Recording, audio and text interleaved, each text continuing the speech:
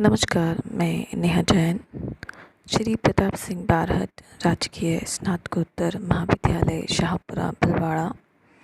आज का विषय बीए द्वितीय वर्ष के प्रश्न पत्र प्रथम और एमए पूर्वार्ध भूगोल के प्रश्न पत्र प्रथम से संबंधित है। साथ ही यह अन्य भूगोल के परीक्षार्थियों के लिए भी समान रूप से उपयोगी है। आज का हमारा विषय है अरब काल का भूगोल।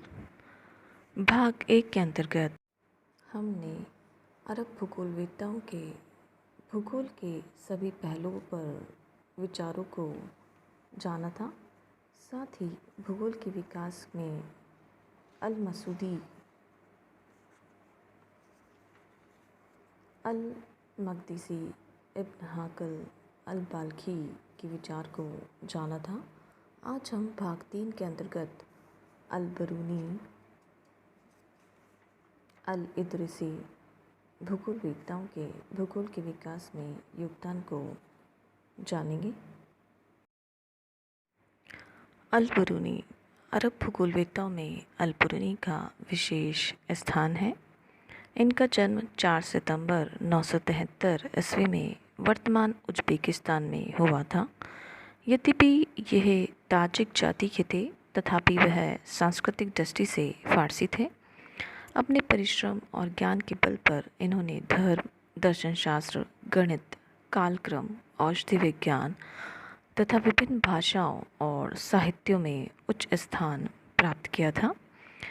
ये इस तथ्य से भी प्रमाणित होता है कि 11वीं शताब्दी को अल बरूनी का युग कहा जाता है। एक उच्च कोटि का विद्वान होने के साथ साथ ये एक महान यात्री भी थे। इन्होंने यूनानी ग्रंथों के अरबी अनुवादों का अध्ययन किया और फारसी, तुर्की, सीरियाई और संस्कृत भाषाओं में भी दक्षता प्राप्त की। ये रोमन भाषा से भी परिचित थे।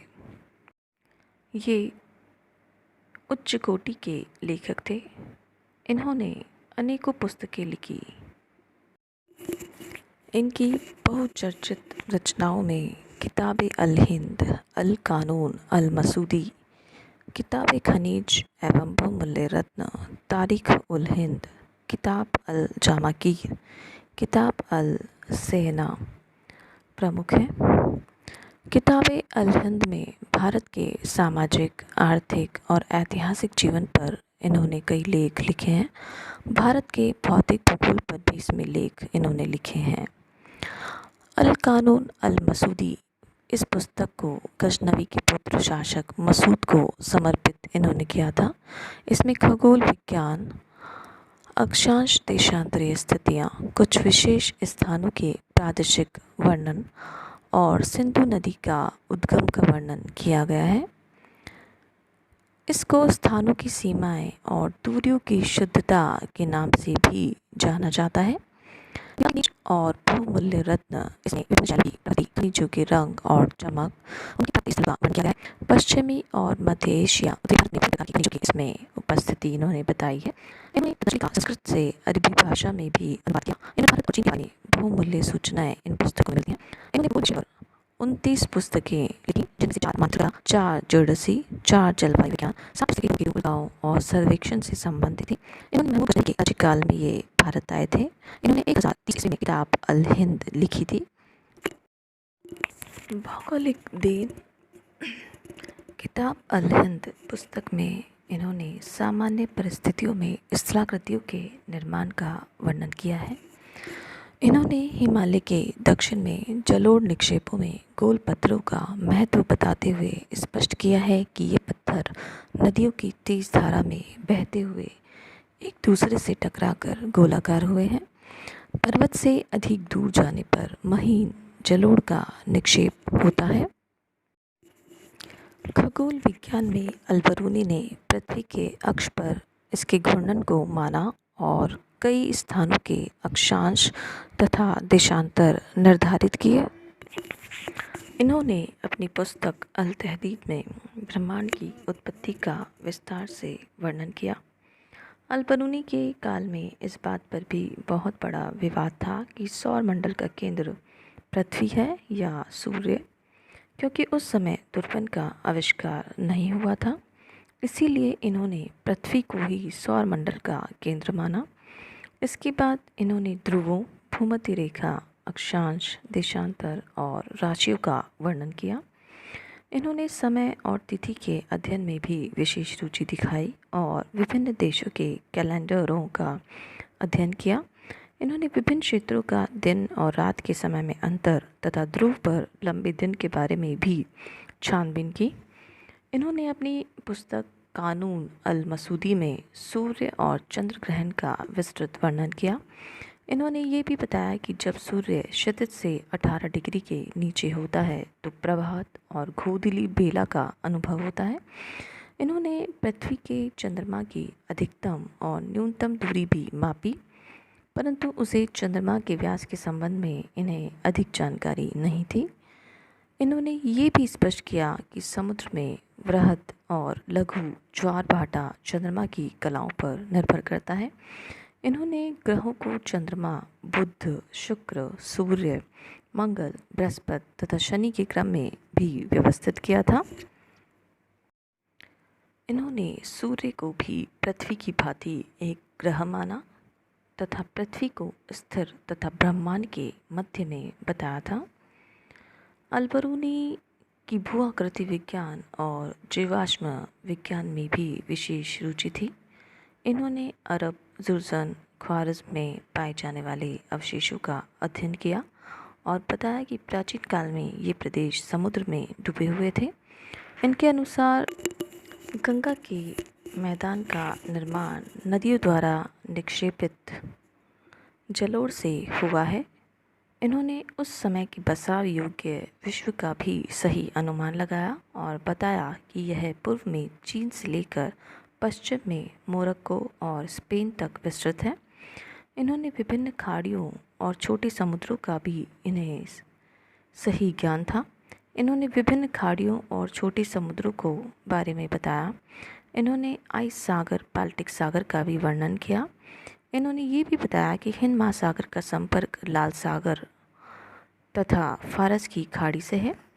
इन्होंने चीन के समुद्रों का भी वर्णन किया और बताया कि पूर्व में समुद्रों के नाम द्वीपों तथा देशों के नाम के अनुसार रखे गए हैं। इन्होंने हिमावत अर्थात हिमालय के विशाल पर्वत का भी इन्हें ज्ञान था। इन्होंने ये बताया कि ये पर्वत उस समय के ज्ञात विश्व की पूरी लंबाई में विस्तृत था। उनके अनुसार ये विशाल पर्वत बहुत सी बड़ी नदियों का स्रोत रहा है। अफ्रीका के बारे में इन्होंने लिखा कि ये दक्षिण की ओर काफ़ी दूर तक विस्तृत है। इन्होंने माउंटेन ऑफ मून को नील नदी का स्रोत बताया और स्पष्ट किया कि नील नदी में बाढ़ का कारण इसके ऊपरी जल संग्रहण क्षेत्र में अधिक वर्षा का होना है। अलबरूनी महोदय का प्रादेशिक भूगोल के विकास में भी महत्वपूर्ण योगदान रहा है। इन्होंने अनेक स्थानों की भौतिक विशेषताओं का वर्णन अपनी यात्राओं से प्राप्त अनुभवों के आधार पर किया। इन्होंने बताया कि नदियाँ समय के साथ मार्ग परिवर्तन करती हैं और अपने प्रवास क्षेत्र के निवासियों के जीवन को प्रभावित करती हैं। इन्होंने हिमालय पर्वत को एशिया के केंद्रीय पर्वत के रूप में मानते हुए उसे हिम से आवृत बताया और इसी कारण यह सतत वाहिनी नदियों को जन्म देता है, ऐसा इन्होंने बताया। अलबरूनी ने बसी हुई पृथ्वी के विस्तार के बारे में भी बताया कि ये लंबाई में पश्चिम में मोरक्को और स्पेन से लेकर पूर्व में चीन तक फैली हुई है। अलबरूनी ने भारत के भूगोल का भी विस्तार से वर्णन किया है। इन्होंने अनुमान लगाया कि भारत उत्तर में कश्मीर से लेकर दक्षिण में दक्कन के पठार तक विस्तृत है और उनका ये अनुमान यथार्थ के काफ़ी निकट है।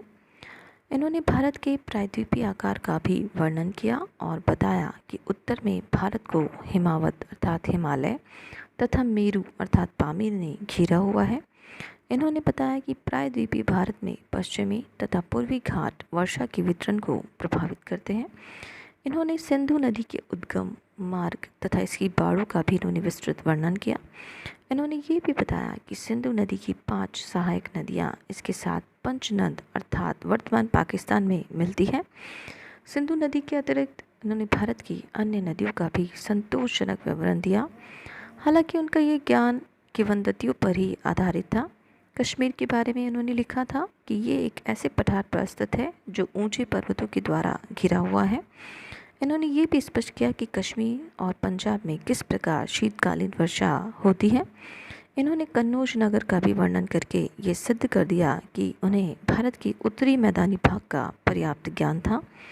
इन्होंने भारतीय संस्कृति का भी अध्ययन किया और हिंदू समाज में जाति प्रथा पर भी प्रकाश डाला। इन्होंने हिंदू समाज में जाति की उत्पत्ति, मूर्ति पूजा और अनेक धर्म ग्रंथों की भी व्याख्या की। इस प्रकार अल-बरूनी महोदय के विचार बड़े ही महत्वपूर्ण थे। वे मध्य युग के प्रमुख भूगोलवेत्ता माने जाते हैं। वे वास्तव में दर्शन, धर्म, ब्रह्मांड विज्ञान, खगोल विज्ञान, भूगणित, भूगोल, खनिज, भूगर्भ, भू आकृति विज्ञान, गणित, औषधि विज्ञान आदि विषयों के विस्तृत ज्ञाता थे। इन्होंने भारतीय ग्रंथों का अध्ययन करके अपने विचार अरबी भाषा में सुंदर ढंग से प्रस्तुत किए हैं। अगले प्रमुख अरब भूगोलवेत्ता हैं अल-इदरिसी। अल-इदरिसी 12वीं शताब्दी के महान भूगोलवेत्ता थे। इन्होंने भौगोलिक तथ्यों का वर्णन निजी यात्राओं के आधार पर किया। इनकी यात्राओं के वर्णन से इस बात का पता चलता है कि इन्होंने Spain, France, Italy, Sicily, Morocco, Asia minor तथा अफ्रीका के आंतरिक भागों की गहन तथा विस्तृत यात्राएं की तथा इन देशों के संबंध में महत्वपूर्ण सूचनाओं को भी एकत्रित किया। इनकी रचनाओं पर यूनानी और रोमन भूगोलवेत्ताओं का काफ़ी प्रभाव पड़ा। प्रमुख रचनाएं: पहली, विश्व का मानचित्र। चांदी की विशाल तश्तरी पर इन्होंने बनाया और उस पर दिखाए गए स्थलों का विवरण एक संदर्भ पुस्तिका में दिया, जिसके बिना इस मानचित्र का ज्ञान अधूरा था। दूसरी, 1154 में इन्होंने विश्व के चतुर्दिक भ्रमण के इच्छुक यात्रियों का मनोरंजन नामक एक पुस्तक लिखी। इसमें विश्व के विभिन्न जलवायु प्रदेशों एवं वहाँ की सामान्य आर्थिक दशाओं का वर्णन किया, साथ ही एक मानचित्रावली भी दी। इन्होंने सागरों तथा समुद्रों से संबंधित टॉलोमी की गलत धारणाओं को ठीक किया और बताया कि हिंद महासागर बंद नहीं है। कैस्पियन सागर के बारे में इन्होंने बताया कि यह एक अलग स्वतंत्र सागर है, न कि महासागर का विस्तार, जैसा कि उससे पहले के विद्वानों ने सोचा था।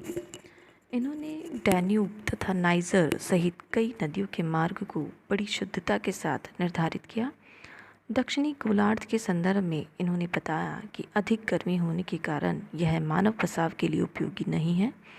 इन्होंने यूनानी विद्वानों के जलवायु कटिबंधों से असहमति व्यक्त करते हुए कहा कि यूनानी विद्वानों के 5 जलवायु कटिबंध यथार्थ के अनुसार नहीं हैं और इन्होंने अपना संशोधित विभाजन प्रस्तुत किया। अल-इदरिसी महोदय का यात्रा मार्ग और उनके विश्व के मानचित्र को प्रस्तुत किया गया है। भूगोल के क्षेत्र में अल-इदरिसी का सबसे बड़ा योगदान उनके द्वारा निर्मित विश्व का मानचित्र था, जिसमें इन्होंने विभिन्न भौगोलिक तथ्यों को बड़ी कुशलता से प्रदर्शित किया। ये मानचित्र एक आयताकार प्रक्षेप पर आधारित है और इस मानचित्र में दक्षिण विश्व को ऊपर की ओर दर्शाया गया है। मानचित्र पर दक्षिण को ऊपर की ओर दिखाना इस्लामिक परंपरा रही है। इस मानचित्र में कई असंगतियां थीं। उदाहरणतया क्या क्षेत्र को बढ़ा चढ़ाकर दिखाया गया था। गणितीय अशुद्धियां भी इसमें काफ़ी हैं। इस मानचित्र में एशियाई भाग के संबंध में पर्याप्त सूचना दी गई है और कैस्पियन सागर तथा अरल सागर को काफ़ी शुद्धता के साथ दर्शाया गया है। सिसिली के संबंध में अल-इदरिसी ने विस्तार से वर्णन किया और उनके द्वारा किया गया यूरोप का वर्णन अद्वितीय था। अल-इदरिसी महोदय की भूगोल को देन। इनके अध्ययन रोमन काल के भूगोलवेत्ताओं के निष्कर्षों पर आधारित थे, जिनको इन्होंने अपने अनुभविक ज्ञान के आधार पर विकसित किया। पहला, इन्होंने विश्व का आयताकार मानचित्र बनाया। दूसरा, विश्व को 7 प्रकार के जलवायु प्रदेशों में विभाजित किया और प्रत्येक जलवायु प्रदेश की धरातली दशा, नदियाँ, वनस्पति, जीव जंतु और कृषि का वर्णन प्रस्तुत किया। इनके बंदरगाहों और व्यापार की वस्तुओं के बारे में भी इन्होंने बताया।